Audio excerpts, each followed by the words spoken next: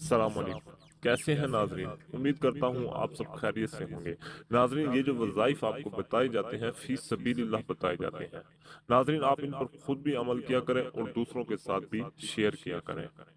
नाजरीन, जो अमल आपको बताने जा रहा हूँ, इस अमल को ढिया का अमल भी कहा जाता है।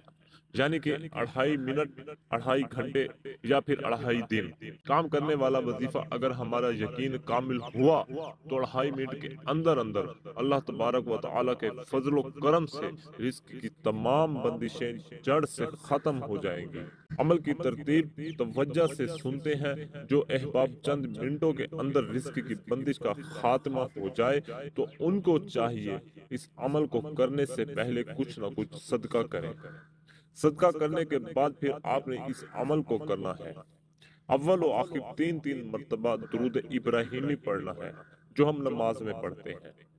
फिर आपने ला इलाहा इल्लल्लाहु यर्ज़ुकु मन यशाउ बिगैरि हिसाब, ये कलमा आपने 712 मरतबा पढ़ना है। फिर अस्तगफिरुल्लाह, ये कलमा 313 मरतबा पढ़ना है। फिर आपने आखिर में 3 मरतबा आप सल्लल्लाहु अलैहि वसल्लम पर दुरूद इब्राहिमी पढ़ना है।